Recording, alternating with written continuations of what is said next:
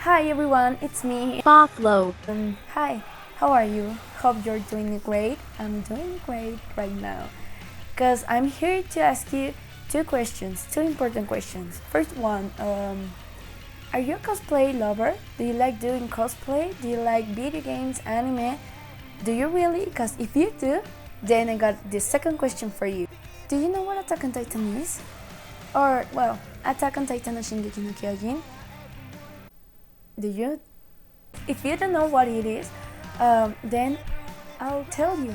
Yeah, Attack on Titan or Shingeki no Kyojin in Japanese is an anime based on the manga. This is a manga made by Ahime Isayama, who has currently gained a lot of popularity because the last chapters of the anime are currently being broadcast. If you like Attack on Titan, then this is your video because I can show you how to bring to life your favorite character of Attack on Titan.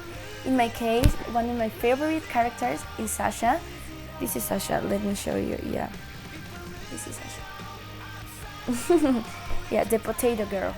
So yeah, today I'm gonna show you how to make the harness for the tridimensional maneuver equipment used in the fourth final season. It's used by the Scots.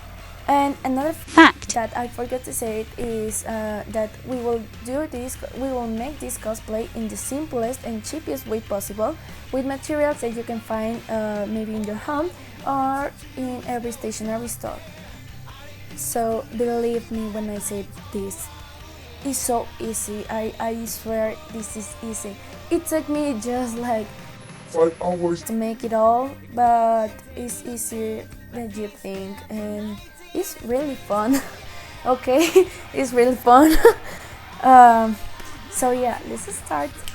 Okay, so now the materials that we are going to use will be called silicone, scissors, gray thread and a needle, a couple of knee pads, paint and brushes, and a lot of spring, because I bought 8 meters, but I recommend you to buy about 10 meters or more depending on everyone.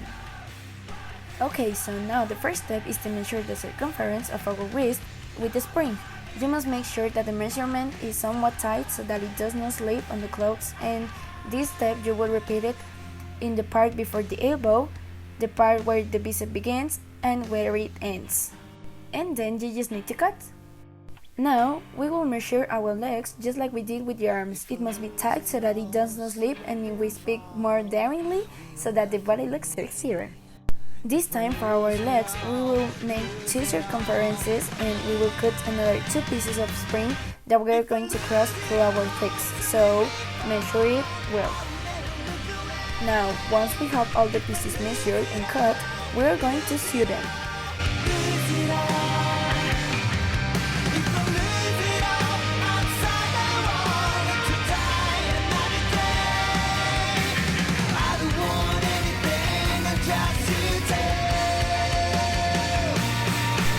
Then we will use cold silicone to reinforce the string and prevent it from breaking.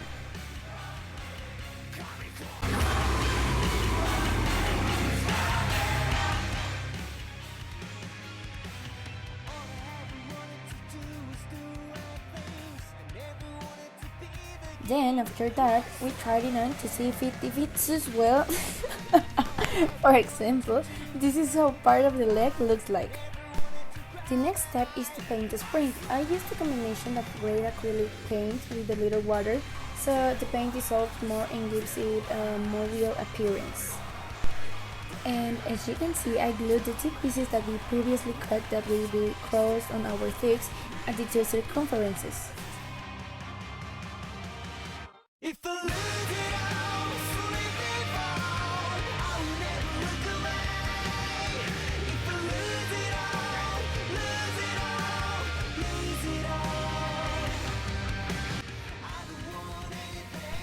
Yeah, so finally I painted the knee pads. I had it at my house, but you can make yours. They were black, so I just painted the sides, like the front, in black. Hi, it's me, Andy.